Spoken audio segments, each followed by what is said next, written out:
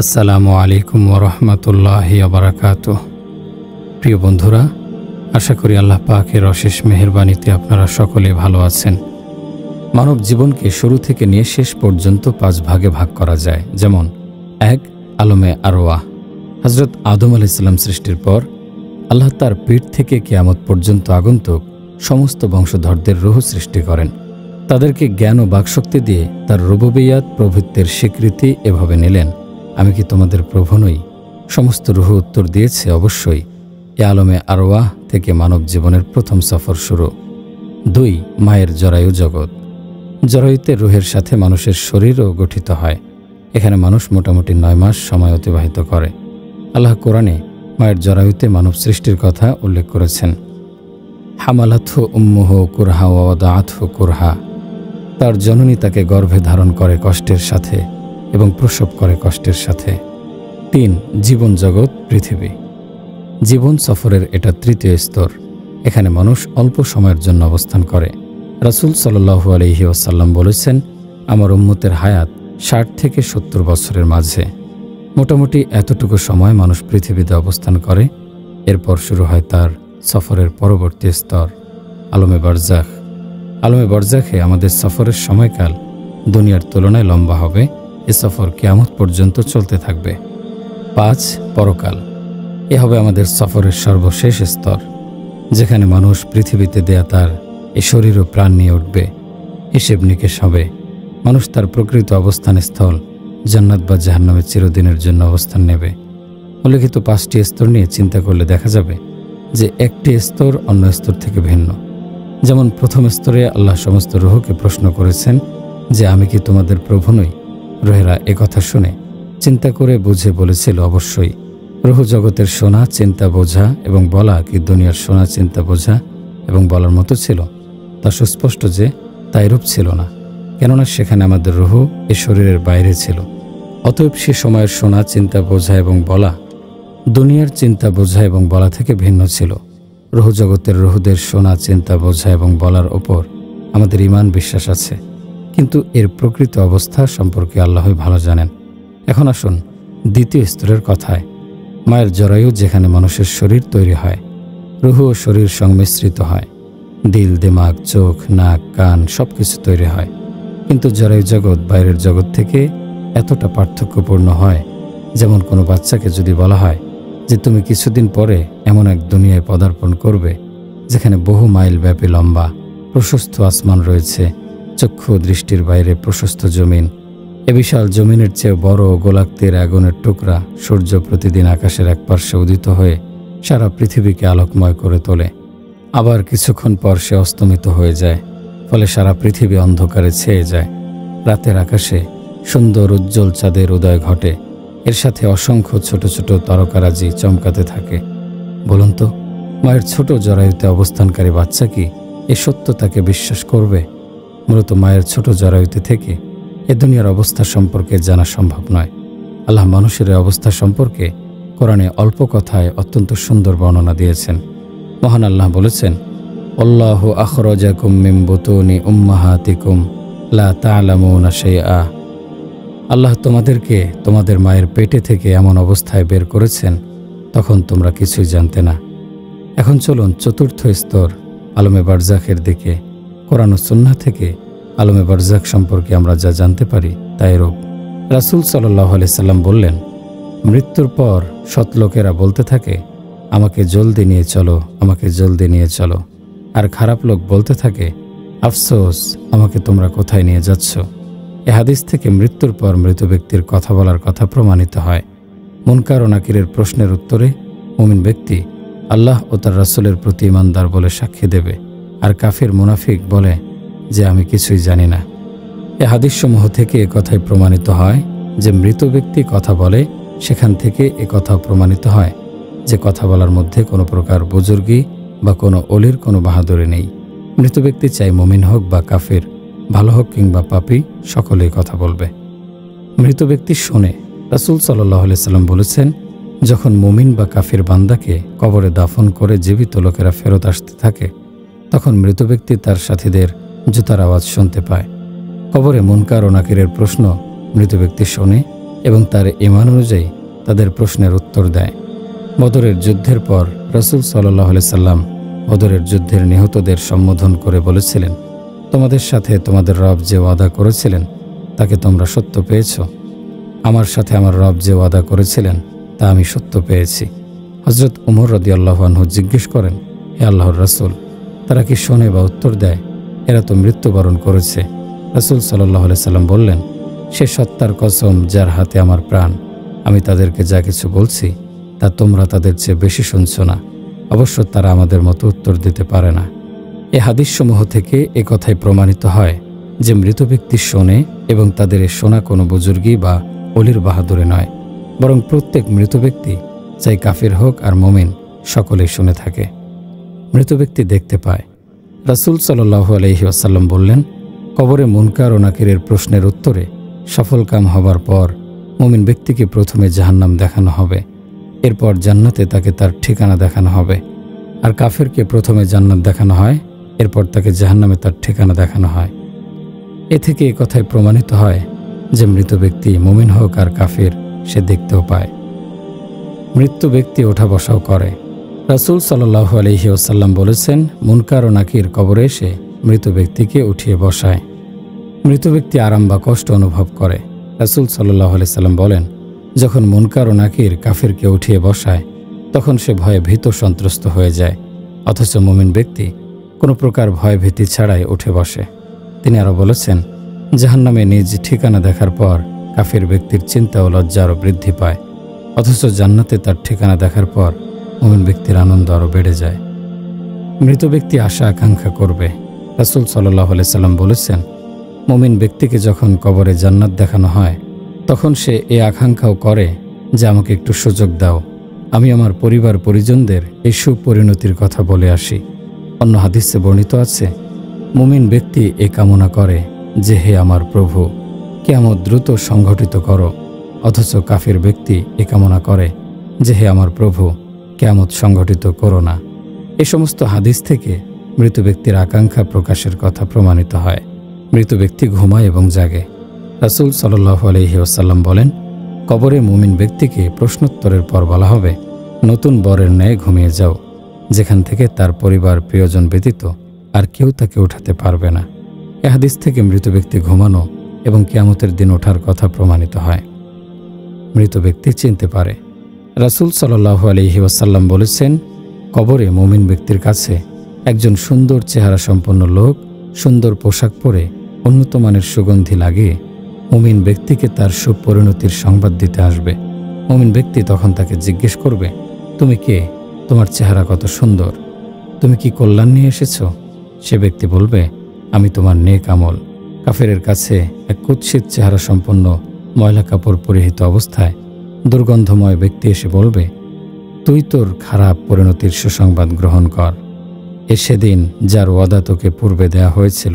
কাফির তখন জিজ্ঞেস করবে, তুমি কে? তুমি খারাপ চেহারা সম্পন্ন দুর্গন্ধময়, তুমি অকল্যাণ নিয়ে এসেছ। সে বলবে, আমি তোর বদ আমল। এ হাদিস থেকে মৃত ব্যক্তির চিনতে পারার কথা প্রমাণিত হয়। মৃত ব্যক্তি উচ্চস্বরে কান্না করে। রাসূল সাল্লাল্লাহু আলাইহি ওয়াসাল্লাম বলেন, কবরে কাফিরের জন্য অন্ধমুখ ফেরেশতা নির্ধারিত করে দেয়া হয়। সে তাকে লোহার হাতুড়ি দিয়ে প্রহার করতে থাকেন। সে সময় তখন কাফির উচ্চস্বরে কান্নাকাটি করতে থাকে। কাফিরের এ কান্নাকাটির আওয়াজ মানুষ এবং জিন ব্যতীত সমস্ত সৃষ্টিজীবী শুনতে পায়। এ হাদিস থেকে কবরে মৃত ব্যক্তির উচ্চস্বরে কান্নাকাটি করার কথাও প্রমাণিত হয়। মহান আল্লাহ বলেছেন, ওয়ালা তাহসাবান্নাল্লাযীনা কুতিলু ফী সাবিলিল্লাহি আমওয়াতা বাল আহইয়াউন ইনদা রাব্বিহিম ইরযাকুন।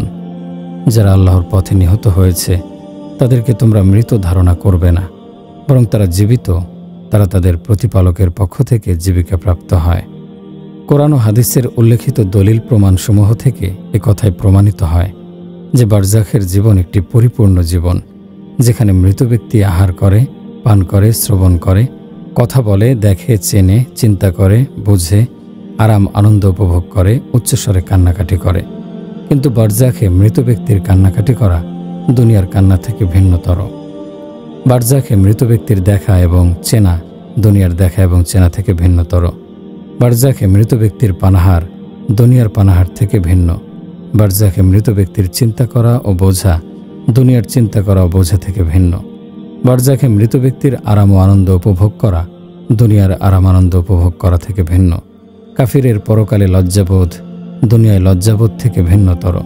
বারজাখে মৃত ব্যক্তির উচ্চস্বরে কান্নাকাটি করা দুনিয়ার উচ্চস্বরে কান্নাকাটি করা থেকে ভিন্ন। যারা পৃথিবীতে বেঁচে আছে আমাদের পক্ষে অনুমান করা অসম্ভব। মূলত আলমে আরওয়ার অবস্থা যেমন তাদের পক্ষে অনুভব করা সম্ভব নয়, কিংবা মায়ের জরায়ুতে লালিত শিশু বাচ্চার যেমন এই দুনিয়ার অবস্থা অনুভব করা কষ্টকর, তেমনিভাবে দুনিয়ায় থাকাকালে বারজাখের অবস্থা অনুভব করাও আমাদের পক্ষেও অসম্ভব। কোরআনে বিষয়টি অত্যন্ত সুস্পষ্টভাবে আলোচিত হয়েছে। মহান আল্লাহ বলেছেন, ওয়ালা তাকুলু লিমান ইউকতালু ফি সাবিলিল্লাহি আমওয়াত বাল আহইয়াউ ওয়ালাকিন লা তাশউরুন। যারা আল্লাহর পথে নিহত হয়েছে তাদেরকে তোমরা মৃত বলবে না, বরং তারা জীবিত, কিন্তু তোমরা তা অনুভব করো না। আল্লাহর এই সুস্পষ্ট ঘোষণার পরও যাদের হঠকারিতা আছে সে বারজাখী জিন্দেগির অনুভূতি রাখে এবং জানে যে মৃতরা সেখানে এরকমই শোনে যেমন পৃথিবীতে শুনত, মৃত সেরকমই বলে যেমন পৃথিবীতে বলতো, সেরকমই খায় যেমন পৃথিবীতে খেত। তাদের এই বিশ্বাস শুধু যে বিবেকের ফয়সালায় ভুল তা নয়, বরং কোরআনের উল্লেখিত আয়াতটিকেও সুস্পষ্টভাবে তারা অস্বীকার করে। পরিশেষে আমরা মৃতরা শুনতে পাই এ কথার দাবিদারদের জিজ্ঞেস করব, বারজাখে মৃত ব্যক্তি চাই মুসলমান হোক আর কাফের, ভালো হোক আর পাপী, অলি হোক আর সাধারণ, সকলেই শুনবে, বলবে, দেখবে, জিজ্ঞেস করবে, চিনবে। মুমিন হলে সে আরাম উপভোগ করবে, দ্রুত কিয়ামত সংঘটিত হবার জন্য দোয়া করবে ইত্যাদি কোরআন ও হাদিস দ্বারা প্রমাণিত। এরপরও কেন শুধু অলিদের শোনার কথাই আলোচিত হয়, সর্বসাধারণের শোনার কথা কেন আলোচনায় আসে না? তাহলে কি সব দুর্ভিসন্ধিমূলক কথা ও কাহিনী নয় কি? দ্বিতীয় প্রশ্ন হলো, অলিরা শোনে এটাই শুধু আলোচিত হয়, কেন তাদের বলা, দেখা, জিজ্ঞেস করা, আরামানন্দ উপভোগ, পানাহার ইত্যাদি কেন আলোচনা হয় না? এর কারণ খুবই সুস্পষ্ট যে বারজাখে অলিদের শোনাকে ভিত্তি করেই তাদের মাজারে উপস্থিত হওয়া, উদ্দেশ্য হাসিলের জন্য দোয়া করা, বিপদ আপদে তাদের শরণাপন্ন হওয়া, তাদের মাধ্যমে গুনাহসমূহ মাফ করানো বিশ্বাস পোষণ করা হয়। আর এই বিশ্বাসের উপর ভিত্তি করেই মানুষের কাছ থেকে নজর নেয়াজ নেওয়া হয়। যদি মানুষকে পরিষ্কারভাবে কথা বলে দেওয়া হয় যে মৃতরা বারজাখে শুধু শোনে তাই নয়, বরং তারা সেখানে কথা বলে, দেখে, চেনে, পানাহার করে, আরামানন্দ উপভোগ করে, কিন্তু এগুলো দুনিয়ার জীবনের মতো নয়, বরং তাই থেকে সম্পূর্ণ ভিন্নতর, তাহলে এর ফল দাঁড়াবে এটাই যে খানকার ব্যবসা সম্পূর্ণরূপে বন্ধ হয়ে যাবে, মাজারে চাকচিক্য ও ওরস বন্ধ হবে, দরগার প্রভাব প্রতিপত্তি কিংবা ঠিকাদারিত্ব বিনষ্ট হবে, আধ্যাত্মিক গুরুত্ব গদ্দিনশীন, খাদেম, দরবেশ, মুজায়ের ইত্যাদি পদাধিকারীদের সাধারণ মানুষের ন্যায় পেটের দায়ে কঠিন পরিশ্রম করতে হবে। অতএব ধান্দাবাজির মাধ্যমে আরামের স্থান ছেড়ে কে কষ্টের জীবন বেছে নেওয়ার ইচ্ছা করবে? কোরআনের দুটি স্থানে আল্লাহ শহীদগণকে জীবিত বলেছেন এবং সাথে সাথেই তাদেরকে মৃত বলতে নিষেধ করেছেন। যারা বলে যে মৃতরা শোনে, এ দুটি আয়াত তাদের মূল্যবান দলিল। ইমাম আহমদ রেজা খান বেরলভি নিজ গ্রন্থে এমন কল্পনাপ্রসূত নিচের লেখা ঘটনাবলী বর্ণনা করেছেন।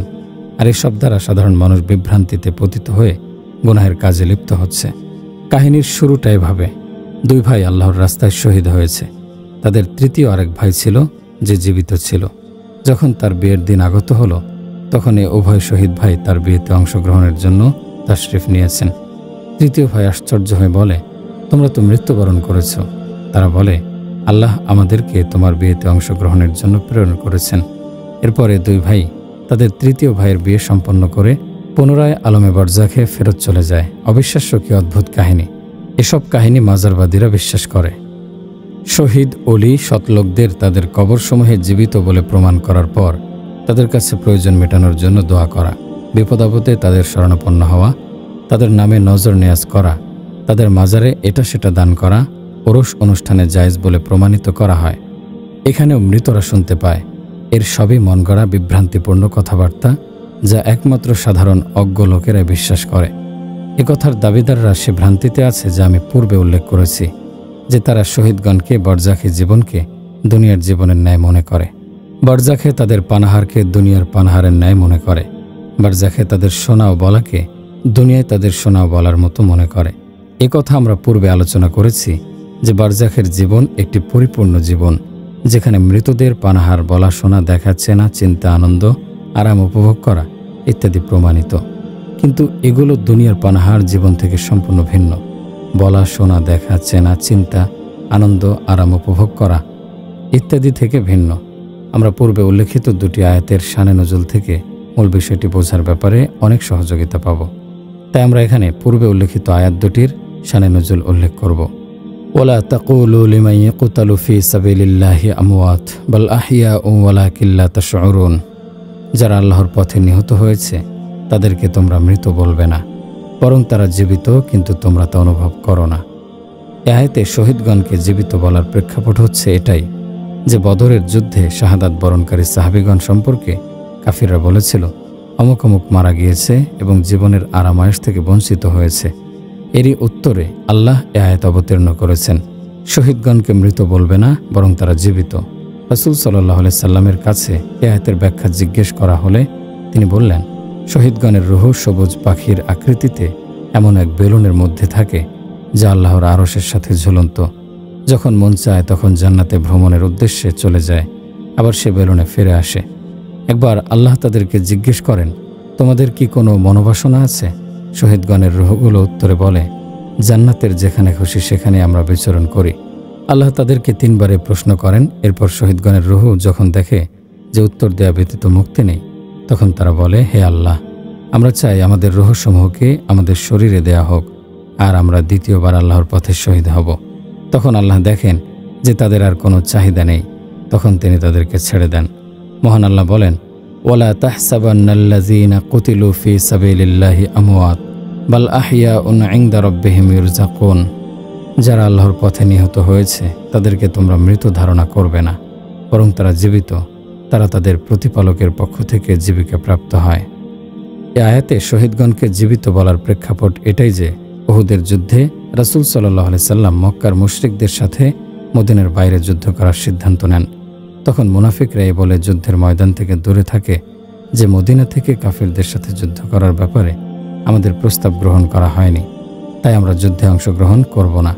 যুদ্ধের পর মুনাফিকরা বলতে থাকে, যদি আমাদের প্রস্তাব গ্রহণ করা হতো তাহলে যুদ্ধে মুসলমানরা পরাজিত হতো না। মুনাফিকদের দৃষ্টিভঙ্গির উত্তর আল্লাহ এ আয়াতের মাধ্যমে দেন, যারা আল্লাহর পথে নিহত হয়েছে তাদেরকে তোমরা মৃত ধারণা করবে না, বরং তারা জীবিত, তারা তাদের প্রতিপালকের পক্ষ থেকে জীবিকা প্রাপ্ত হয়। উহুদের যুদ্ধে শাহাদাত বরণকারী আব্দুল্লাহ বিন আমর রাদিয়াল্লাহু আনহুর কথা হাদিসে এভাবে উল্লেখ রয়েছে যে আব্দুল্লাহ বিন আমর রাদিয়াল্লাহু আনহুর ছেলে হযরত জাবির রাদিয়াল্লাহু আনহুকে রাসূল সাল্লাল্লাহু আলাইহি সাল্লাম বললেন, হে জাবির, আমি কি তোমাকে সে কথা বলবো না যে আচরণ আল্লাহ তোমার পিতার সাথে করেছেন? হযরত জাবির রাদিয়াল্লাহু আনহু বললেন, কেন নয়? রাসূল সাল্লাল্লাহু আলাইহি সাল্লাম বললেন, আল্লাহ কোনো ব্যক্তির সাথে পর্দার আড়াল ব্যতীত কোনো কথা বলেননি, কিন্তু তোমার পিতার সাথে সরাসরি কথা বলেছেন, হে আমার বান্দা, যা মন চায় তা আমার কাছে চাও, আমি তোমাকে তা দেব। তোমার পিতা বলছে, হে আমার রব, আমাকে পুনরায় জীবিত করুন, যাতে করে আমি আপনার পথে যুদ্ধ করে আবার শাহাদাত বরণ করব। আল্লাহ বললেন, এই সিদ্ধান্ত তো আমি পূর্বেই দিয়েছি যে মৃত্যুর পর দুনিয়াতে আর ফেরত আসা যাবে না। তখন তোমার পিতা আবার বলে, হে আমার রব, আমার পক্ষ থেকে দুনিয়াবাসীকে এই কথা জানিয়ে দিন যে আমি কামনা করেছি যে আমাকে পুনরায় জীবিত করা হোক, যাতে করে আমি তোমার পথে যুদ্ধ করে আবারও শাহাদাত বরণ করি। তখন আল্লাহ এ আয়াত নাজিল করেন, যারা আল্লাহর পথে নিহত হয়েছে তাদেরকে তোমরা মৃত ধারণা করবে না, বরং তারা জীবিত, তাদের প্রতিপালকের পক্ষ থেকে জীবিকা প্রাপ্ত হয়। সূরা বাকারা ও আলে ইমরানের আয়াত দুটি থেকেও এ বিষয়সমূহ সুস্পষ্ট হয়। 1. শহীদগণের শরীর কবরে থাকে আর তাদের রূহ শাহাদাতের পর সরাসরি জান্নাতে পৌঁছে দেয়া হয়। 2. শহীদগণের রূহ জান্নাতে প্রবেশের পর পৃথিবীতে ফেরত আসা সম্ভব নয়। কোরআন ও হাদিসে উল্লেখিত দলিলসমূহের সাথে সাথে নিচের বিধানগুলোর প্রতি একটু দৃষ্টি দিন, যা এই বিষয়টিকে আরও সুস্পষ্ট করবে যে শহীদগণের বারজাখী জীবন এ পৃথিবীর জীবনের অনুরূপ নয়। শহীদ অলিগণের মৃত্যুর পর তাদের বিধবা স্ত্রীর জন্য অন্যত্র বিবাহ বন্ধনে আবদ্ধ হওয়া জায়েজ। যেমন সাধারণ কোনো মুসলমানের মৃত্যুবরণ হলে তার স্ত্রীর জন্য অন্যত্র বিবাহ বন্ধনে আবদ্ধ হওয়া জায়েজ। যদি শহীদ ও অলিগণ জীবিত থাকে তাহলে তাদের স্ত্রীদের জন্য অন্যত্র বিবাহ বন্ধনে আবদ্ধ হওয়ার অনুমতি কেন দেয়া হলো? শহীদ অলিগণ মৃত্যুর পর তাদের সম্পদ তাদের উত্তরসূরিদের মাঝে এমনভাবে ভাগ করা হয় যেমন কোনো সাধারণ মুসলমান যদি মারা যায় তার সম্পদসমূহ তার উত্তরসূরিদের মাঝে ভাগ করা হয়। যদি শহীদ ও অলিগণ জীবিত থাকে তাহলে তাদের সম্পদ তাদের উত্তরসূরিদের মাঝে কেন ভাগ করার নির্দেশ দেওয়া হলো? শহীদ ও অলিগণের মৃত্যুর পর তাদের জন্য জানাজার নামাজে এমনভাবে মাগফিরাত কামনা করে দোয়া করা হয় যেমন সাধারণ কোনো মুসলমান যদি মারা যায় তার জানাজার নামাজে মাগফিরাত কামনা করে দোয়া করা হয়। শহীদ ও অলিগণ মৃত্যুবরণ করার পর তাদেরকে এমনভাবে কবরে দাফন করা হয় যেমন কোনো একজন সাধারণ মুসলমান যদি মারা যায় দাফন করা হয়। যদি শহীদ ও অলিগণ মৃত্যুর পর দুনিয়ার মতোই জীবিত থাকে তাহলে তাদেরকে দাফন করার নির্দেশ কেন দেয়া হলো? শহীদগণের বরজাখী জীবন সম্পর্কে কোরআন ও হাদিসের বর্ণনা এতই সুস্পষ্ট যে সাধারণ কোনো শিক্ষিত মুসলমানও তা বুঝতে পারবে যে আল্লাহ ও তার রাসূলের বর্ণনাসমূহের আলোকে শহীদ ও অলিগণের রুহু তাদের কবরসমূহে নেই, বরং তা জান্নাতে বা ইল্লিনে আছে, আর তারা জান্নাত বা ইল্লিয়ন থেকে দুনিয়াতে ফেরত আসতে পারবে না। না তারা কারো কোনো আহ্বান শোনে, না কোনো মনোবাসনা পূরণের জন্য কোনো দোয়াকারের ডাকে সাড়া দেবে, না কোনো মুরাকাবা মুশাহেদার মাধ্যমে কোনো কিছু জানতে পারে, না তারা কোনো কথাবার্তা বলতে পারে। এ ধরনের বাতিল ভিত্তিহীন কথার দাবি এমন লোক করতে পারে যার মূল লক্ষ্য উদ্দেশ্য শুধু দুনিয়ার সম্পদ অর্জন, মর্যাদা হাসিল করা। এমন কথা শুধু মাজারবাদীরাই সাধারণ অজ্ঞ লোকদের বলে থাকে এবং তাদের কাছ থেকে ফায়দাও হাসিল করে নেয়। আর যে কিনা আল্লাহর কাছে জবাবদিহিতার কথা একেবারে ভুলে বসেছে, এসব বিভ্রান্তিপূর্ণ কথা পাঠ করা, শোনা বা বিশ্বাসের ধারের কাছেও যাবেন না। এতে সমস্ত আমলই বরবাদ হয়ে যাবে। আউস কাবিলার সর্দার হজরত সাদ বিন মুআজ রাদিয়াল্লাহু আনহু মৃত্যুর পর শাফাআতের নবী সাল্লাল্লাহু আলাইহি সাল্লাম এসে সাদ রাদিয়াল্লাহু আনহু এর মাথা নিজ রানের উপর রাখেন এবং আল্লাহর কাছে আবেদন জানালেন যে, হে আল্লাহ, সাদ তোমার দ্বীনের ব্যাপারে বহু কষ্ট স্বীকার করেছে, তোমার রাসূলকে সত্য বলে বিশ্বাস করেছে, ইসলামের বিধিবিধান মেনে নিয়েছে। হে আল্লাহ, তার রূহের প্রতি সে আচরণই করো যা তুমি তোমার প্রিয়জনদের সাথে করো। হযরত সাদ রাদিয়াল্লাহু আনহু এর মৃত্যুর ব্যাপারে রাসূল সাল্লাল্লাহু আলাইহি সাল্লাম বলেন, সাদের মৃত্যুতে আল্লাহর আরশ কেঁপে উঠেছে। হযরত সাদ রাদিয়াল্লাহু আনহু এর জানাজা যখন বহন করে নিয়ে যাওয়া হচ্ছিল তখন তা হালকা মনে হচ্ছিল। রাসূল সাল্লাল্লাহু আলাইহি সাল্লাম বললেন, সাদ রাদিয়াল্লাহু আনহু এর জানাজা ফেরেশতাগণ বহন করছেন। নবী সাল্লাল্লাহু আলাইহি সাল্লাম নিজেই সাদের জানাজা পড়িয়েছেন এবং নিজের প্রিয় সাহাবীর জন্য মাগফিরাতের দোয়া করেছেন। জানাজা নামাজের পর নবী সাল্লাল্লাহু আলাইহি সাল্লাম বলেন, সাদ রাদিয়াল্লাহু আনহু এর জানাজায় ৭০,০০০ ফেরেশতা অংশগ্রহণ করেছেন। তিনি আরও বলেন, সাদ রাদিয়াল্লাহু আনহু এর রূহের জন্য আকাশের সমস্ত দরজাগুলো খুলে দেওয়া হয়েছে যাতে করে সে যে দরজা দিয়ে ইচ্ছা সেদিক দিয়ে তার রূহ দাখিল হয়। মদিনার বাকিউল গারদাক নামক কবরস্থানে তাকে দাফন করা হয়েছে। হযরত আবু সাঈদ খুদরি রাদিয়াল্লাহু আনহু তার কবর খনন করেছিলেন আর বলেছিলেন, আল্লাহর শপথ, আমি এই কবর থেকে মিশকে আম্বরের ঘ্রাণ পাচ্ছি। রাসূল সাল্লাল্লাহু আলাইহি সাল্লাম তার পবিত্র হাতে তাকে কবরস্থ করেছেন। কবরে মাটি দেওয়ার পর তিনি দীর্ঘক্ষণ পর্যন্ত সুবহানাল্লাহ সুবহানাল্লাহ বলতে থাকলেন। সাহাবীগণও তাকে লক্ষ্য করে এ বাক্যগুলোই পুনরাবৃত্তি করতে থাকেন। এরপর তিনি আল্লাহু আকবার বলতে শুরু করেন। সাহাবীগণও তাকে লক্ষ্য করে একই বাক্যের পুনরাবৃত্তি করতে থাকেন।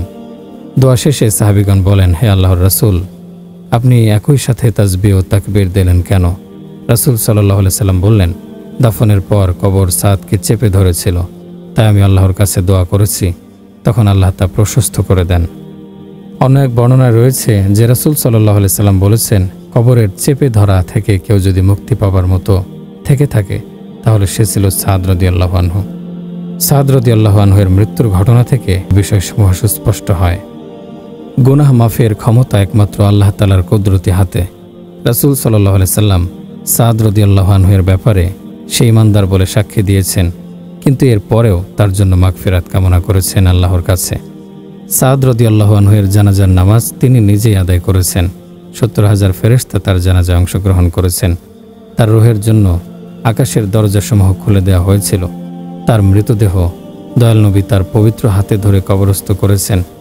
এরপরও কবর সাদ রাদিয়াল্লাহু আনহুকে চেপে ধরেছিল।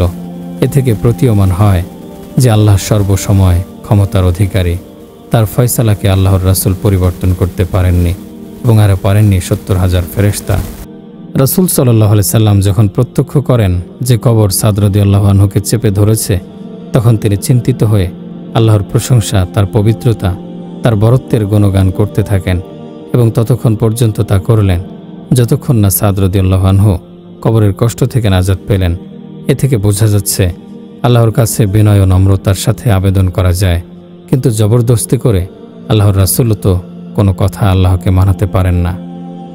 ওসমান বিন মাজউন রাদিয়াল্লাহু আনহু মক্কা থেকে হিজরত করে মদিনায় আগমন করার পর রাসূল সাল্লাল্লাহু আলাইহি সাল্লাম কর্তৃক নির্ধারণকৃত ভ্রাতৃত্বের বন্ধনে উম্মুল আরা আনসারিয়া রাদিয়াল্লাহু আনহুর ঘরে অবস্থান করেন। তার মৃত্যুর পর উম্মুল আলা রাদিয়াল্লাহু আনহু রাসূল সাল্লাল্লাহু আলাইহি সাল্লামের উপস্থিতিতে বললেন, হে আবু সাইব, ওসমান বিন মাজউন রাদিয়াল্লাহু আনহুর উপাধি তোমার প্রতি আল্লাহর রহমত করুন। আমি সাক্ষী দিচ্ছি যে আল্লাহ তোমাকে তোমার মৃত্যুর পর ইজ্জত দিয়েছেন। সে সময় রাসূল সাল্লাল্লাহু আলাইহি সাল্লাম বললেন, তুমি কি করে তা বুঝেছ যে মহান আল্লাহ তাকে ইজ্জত দিয়েছেন? সে সময় উম্মুল আলা রাদিয়াল্লাহু আনহু জিজ্ঞেস করেন, হে আল্লাহর রাসূল, আমার পিতামাতা কুরবান হন, আল্লাহ যদি তাকে ইজ্জত না দেন তাহলে আর কাকে ইজ্জত দেবেন? আল্লাহর রাসূল সাল্লাল্লাহু আলাইহি সাল্লাম বললেন, নিশ্চয় ওসমান মৃত্যুবরণ করেছে। আল্লাহর শপথ, আমিও তার জন্য আল্লাহর কাছে কল্যাণ কামনা করি, কিন্তু আল্লাহর শপথ, আমি জানি না যে কিয়ামতের দিন আমার কি অবস্থা হবে, অথচ আমি আল্লাহর রাসূল। উল্লেখ্য যে হযরত ওসমান বিন মাজউন রাদিয়াল্লাহু আনহু দুবার হাবশায় হিজরত করেছেন এবং তৃতীয়বার মদিনায় হিজরত করার সৌভাগ্য লাভ করেছিলেন। তার মৃত্যুর পর রাসূল সাল্লাল্লাহু আলাইহি সাল্লাম 3 বার তার কপালে চুমু দিয়েছেন এবং বলেছেন, তুমি পৃথিবী থেকে এমনভাবে বিদায় নিলে যে পার্থিব লোভ লালসা তোমাকে বিন্দু পরিমাণও স্পর্শ করতে পারেনি। ওসমান বিন মাজউন রাদিয়াল্লাহু আনহুর মৃত্যুর ঘটনা থেকে বিষয়গুলো সুস্পষ্ট হয়। আল্লাহর কাছে কার কি মর্যাদা তা কেউ জানে না। গুনাহ মাফ করা বা না করা একমাত্র আল্লাহর ইচ্ছাধীন। আল্লাহর বরত্ব মর্যাদার সামনে রাসূল সাল্লাল্লাহু আলাইহি সাল্লামও অক্ষম। সম্মানিত দর্শক, আপনারা অবগত আছেন যে দিন ইসলামের মূল ভিত্তি হচ্ছে কোরআন ও হাদিসের উপর। আর এই দুটি বস্তু আমাদেরকে প্রশিক্ষণ দেয়া যে আল্লাহ তার সমস্ত বান্দাদের উপর সর্বশক্তিমান। কারো গুনাহ ক্ষমা করে দেয়া বা না দেয়া তারই ইচ্ছাধীন। কাউকে আযাব থেকে মুক্ত করে দেয়া বা না দেয়াও তারই ইচ্ছাধীন। তার যা ইচ্ছা তাই করেন। সকল নবী কেরাম ও ফেরেশতাগণ মিলেও তার বিধানের কোনো প্রকার পরিবর্তন করতে সক্ষম নন। তার সিদ্ধান্তগুলোকে বাস্তবায়ন করার একচ্ছত্র অধিকারী তিনি। সমস্ত জগৎসমূহে তিনি একমাত্র পরাক্রমশালী। তিনি এতই প্রবল, তিনি অতীব মহিমান্বিত। এমন বিষয় থেকে তিনি অত্যন্ত পবিত্র যে তিনি কোনো নবী ও অলির কাছে সুপারিশ করবেন। নবী সাল্লাল্লাহু আলাইহি সাল্লামের যুগে ঘটে যাওয়া দুটি ঘটনা থেকে এ শিক্ষায় অর্জিত হয়, বুজুর্গ এবং অলিগণের নামে রটানো ঘটনাবলী নবীর যুগের শিক্ষা এবং উল্লেখিত দুটি ঘটনার সম্পূর্ণ বিপরীত। প্রকৃতপক্ষে বুজুর্গ এবং অলিগণের নামে রটনাকৃত ঘটনাবলী আল্লাহর ব্যাপারে অত্যন্ত বড় ধরনের বেয়াদবি, আর তা এ পরিমাণের সাথে যে এর ফলে কারো ওপর আকাশ ভেঙে পড়া বা কাউকে নিয়ে জমিন ধসে গেছে, আশ্চর্য হবার কিছু নেই। আমরা সাক্ষী দিচ্ছি যে মহান আল্লাহ এ সমস্ত শিরকি কথাবার্তা থেকে বহু ঊর্ধ্বে, যা মুশরিকরা বলে থাকে। সুবহানা রাব্বিকা রাব্বিল ইজ্জাতি আম্মা ইয়াসিফুন, তোমার ইজ্জত ওয়ালা রব তারা যা বলে তা থেকে অত্যন্ত পাক ও পবিত্র। মুসলমানদের একটি দল কবরের আযাব বা শাস্তিকে অস্বীকার করে। তাদের মতবাদসমূহের মধ্যে একটি এটাই যে শাস্তি বা শান্তির দিন হচ্ছে কিয়ামতের দিন। সুতরাং কিয়ামতের পূর্বে তা হওয়া ন্যায়পরায়ণতা বিরোধী। কাজেই কবরে আযাব বা আরাম হতে পারে না। এ ভ্রান্তির একটি কারণ এটাই যে বরজাখী জীবন আমাদের বর্তমান জীবন থেকে সম্পূর্ণ ভিন্নতর এবং তা পরকালের জীবনের চেয়েও ভিন্ন। তাই বরজাখী জীবনের পরিপূর্ণ ধরনকে বর্তমান জীবনের সাথে তুলনা করে বোঝার চেষ্টা করা আমাদের জন্য অসম্ভব। এ ভ্রান্তির আরেকটি কারণ কবরের আযাব ও সওয়াবের ধরন সম্পর্কে সঠিক ধারণা না থাকাও। বরজাখী জীবনের আযাব ও সওয়াব আমরা একটি দৃষ্টান্তের মাধ্যমে সুস্পষ্ট করার চেষ্টা করব। মনে করুন কোনো পুলিশ কোনো আসামিকে গ্রেফতার করে এবং পুলিশকে উপর থেকে উচ্চপদস্থ কর্মকর্তা জানিয়ে দেন যে সে ব্যক্তি সত্যিই অন্যায় কাজের সাথে জড়িত। আদালতের ফয়সালার পূর্বে পুলিশ তাকে কোনো প্রকার দণ্ড দেওয়ার ক্ষমতা রাখে না বটে, কিন্তু সে অন্যায়কারী বলে অবগত হবার কারণে তাকে তারা খারাপ চোখে দেখে এবং হুমকি ধামকি দেয়। তাকে ভয় দেখায় যে আদালতের ফয়সালা হতে দাও, এরপর দেখো তোমার সাথে কি আচরণ করা হয়। সেখানে তার সাথে অত্যন্ত মন্দ আচরণ করা হয়, আর আশপাশ দিয়ে চলাচলকারী পুলিশরা তার প্রতি এমনভাবে দৃষ্টি দেয় যেন তার জান তারা হরণ করে ফেলবে। অন্যদিকে এমন আসামি কখনোই চাবে না যে তার মামলা আদালতে যাক এবং তার ব্যাপারে কোনো ফয়সালা হোক, কিন্তু যখনই আদালত থেকে তার ব্যাপারে কোনো রায় আসবে তখনই তার মূল শাস্তি শুরু হবে।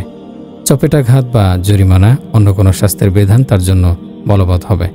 জেলার পূর্বে হাজতে থাকাকালে সে যে শাস্তি ভোগ করেছে তা জেলের শাস্তির চেয়ে ভিন্ন, তবুও তো সেটা এক প্রকার শাস্তি। এমনইভাবে কবরের শাস্তির ধরন হাজতে বন্দি আসামির ন্যায়। আদালতে যার ফয়সালা হওয়া এবং শান্তি ধার্য হওয়া এখনও বাকি, যা মূলত কিয়ামতের দিন হবে। কিন্তু কিয়ামতের পূর্বে কাফেরকে তার পরিণতি সম্পর্কে অবগত করানো, তাকে লাঞ্ছিত অপমান করাও এক প্রকার শাস্তি, যদিও এর ধরন জাহান্নামের শাস্তি থেকে ভিন্নতর। এমনইভাবে কবরে মুমিন মুত্তাকি ব্যক্তির সওয়াবের উদাহরণ সে ব্যক্তির সাথে মেলে যাকে পুলিশ ওপরের নির্দেশে গ্রেফতার করে নিয়ে এসেছে, কিন্তু ওপর থেকে পুলিশকে কথাও জানিয়ে দেওয়া হয়েছে যে গ্রেফতারকৃত ব্যক্তি নির্দোষ, সে আইন মেনে চলে, ভদ্র ব্যক্তি, অতএব তার সাথে সৌজন্যমূলক আচরণ করবে। আদালতের ফয়সালার পূর্বে পুলিশ তাকে নির্দোষ প্রমাণ করতে পারবে না বটে, কিন্তু সে ভালো ব্যক্তি হবার কারণে সমস্ত পুলিশ তাকে ভালো চোখে দেখবে। সে যেন কোনো কষ্ট না পায় সেদিকে লক্ষ্য রাখবে এবং তার প্রয়োজনীয় জিনিসপত্রের ব্যবস্থা করে দেবে। তাকে সান্ত্বনাও দেবে যে আপনি কোনো চিন্তা করবেন না, আপনি নির্দোষ, আপনি আদালত থেকে ইজ্জতের সাথে মুক্তি পাবেন। নির্দোষ ব্যক্তি কামনা করবে যে তার মামলাটি যত দ্রুত সম্ভব আদালতে উপস্থাপন করা হোক, যাতে করে তার আরামদায়ক জীবনে ফিরে যেতে পারে। সুতরাং আদালতে তার মামলা পেশ হওয়ার পর যখন আদালত তাকে সম্মানের সাথে নির্দোষ বলে প্রমাণ করবেন, তখন পুলিশ তাকে যথেষ্ট ইজ্জত ও সম্মানের সাথে তার আবাসস্থলে পৌঁছিয়ে দেবেন। কোনোই সন্দেহ নেই, হাজতে থাকাকালে সে ওই আরাম পায়নি যা সে তার নিজের ঘরে পৌঁছার পর পাবে, কিন্তু তবুও সেখানে সে ভদ্র ব্যক্তিত্ব হওয়ার কারণে কিছুটা হলেও আরাম পেয়েছে। ঠিক এ ধরনেরই সম্মানজনক আচরণ কবরে করা হবে মুমিন ব্যক্তির সাথে। তাকে জান্নাতের সুসংবাদ দেওয়া হবে, জান্নাতের অন্যান্য নিয়ামতসমূহ দেখানো হবে, সর্বপ্রকার আরামের ব্যবস্থা করা হবে। কিন্তু জান্নাতের নিয়ামতের স্বাদ মূল মুমিন ব্যক্তি তখনই পাবে যখন সে আল্লাহর আদালত থেকে নির্দোষ প্রমাণিত হয়ে সম্মানের সাথে জান্নাতে প্রবেশ করবে।